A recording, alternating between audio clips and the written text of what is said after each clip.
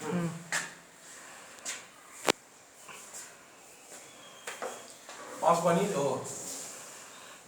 evening, everyone. जोर से My dear student, today we are suffering from a disease called coronavirus, which is spread from China.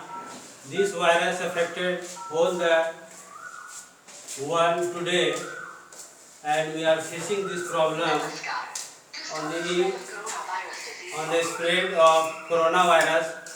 We don't have regular class in our school, so therefore providing a good education by the process of this online, you can study the social study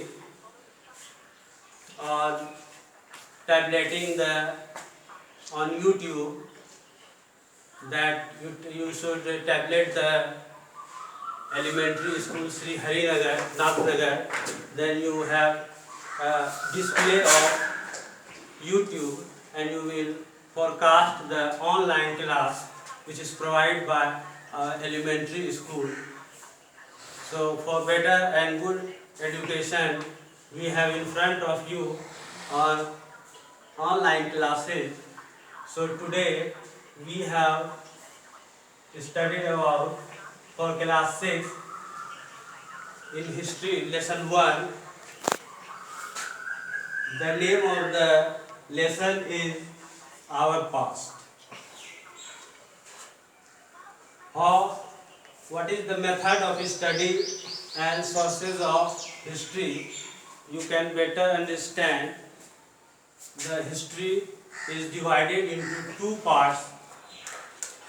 First part is history, and second part is prehistory.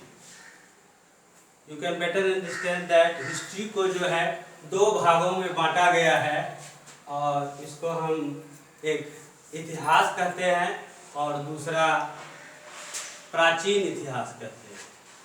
इस तरह से हम इतिहास को दो वर्गों में समझ सकते हैं, और इसका आप विशेष जानकारी के लिए आप किताब हिस्ट्री का जो दिया गया है पेज नंबर 9 आप खोलेंगे, और आपको इंट्रोडक्शन में इसी तरह का आपको डिस्क्रिप्शन मिलेगा कि इतिहास क्या है और इतिहास को कितने वर्गों में बांटा गया है।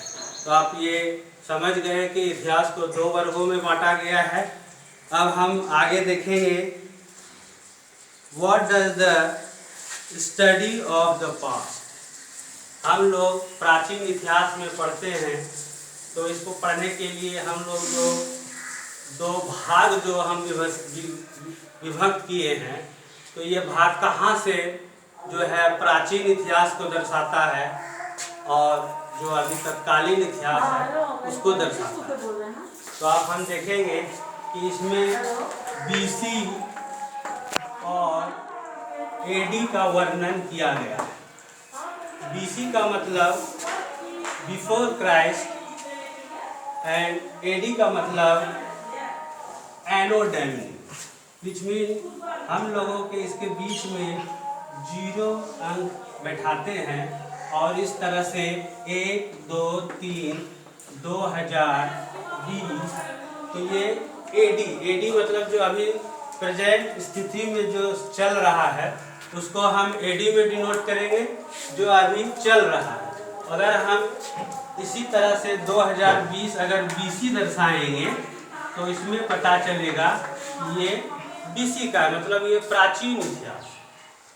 इस तरह से हम जान सकते हैं कि ये प्राचीन इतिहास है, इसको हम बीसी के नाम से जानते हैं, और ये एडी के नाम से, यानी अभी तत्काल मौजूदा जो ईयर को हम डिनोट करते हैं वो एडी में डिनोट करते हैं। अब हम हिस्ट्री को कितने तरीका से हम इसको पढ़ सकते हैं, इसके बारे में हम अब चर्चा करेंगे।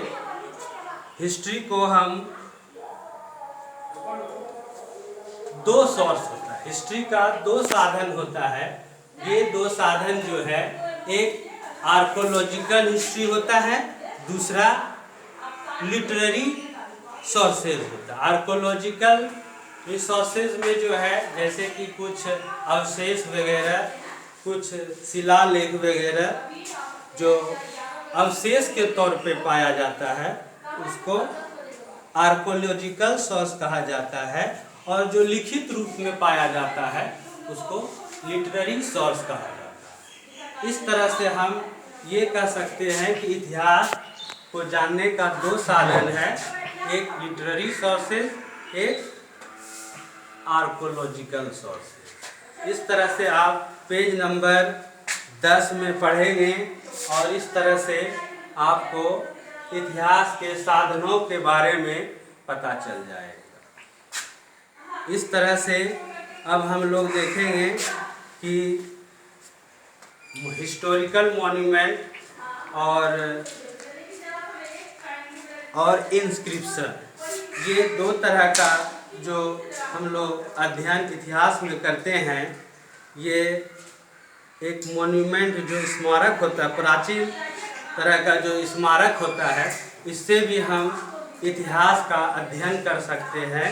और इंस्क्रिप्शन जो लास्ट में इस लेसन 1 का दर्शाया है कि इंस्क्रिप्शन में हम क्या करते हैं, इसमें जो होता है इसमें किसी तरह का पिलर होता है जो शिला के द्वारा बनता है, और कुछ धातुओं का भी शिलालेख होता है, और इस शिलालेख को ही हम इंस्क्रिप्शन कहते हैं।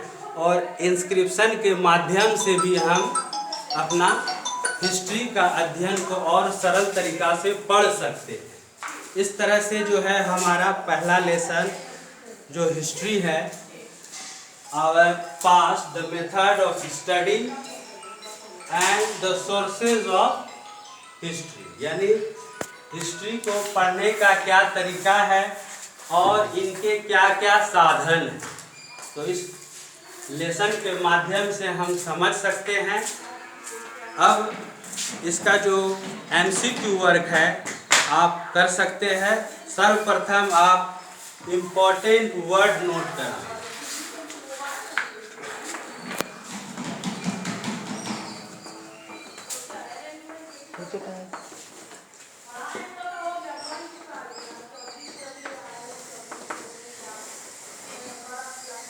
इम्पोर्टेंट, सॉरी यहाँ पे वर्ड लिखा हुआ है, जितना भी वर्ड है उसको अपने कॉपी में लिखकर उसको अपने मातृभाषा में लिखकर समझने का प्रयास करें। हिंदी और अंग्रेजी दोनों भाषा में अगर आप समझ जाते हैं किसी भी वर्ड, किसी भी लाइन को, तो वो आपके लिए बहुत सरल हो जाएगा और इससे आपको पढ़ाई में इंटरेस्ट जगने लगेगा। इस तरह से आप लेसन को सरल कीजिए और इस सरलता के माध्यम से सारे जो इम्पोर्टेंट हार्ड वर्ड है उसको याद करें, और इसके बाद जो मल्टीपल चॉइस क्वेश्चन दिया हुआ है उसको सॉल्व करें। हालांकि मैं पूरा सॉल्व कर दिया हूँ, अब आप लोग इसको सॉल्व कर सकते हैं। तो आप लोगों को होमवर्क मैं दे रहा हूँ कि lesson 1 in history you do all the MCQ yourself. You write down in your mentality or in your copy to just solve. Next day I will write all the MCQ and question answer in the board, and we will present second lesson on next day. For today you all have providing that our government is awareness about the corona diseases, so you have to fight against the corona diseases. So first of all you have to stay home and stay safe. Thank you.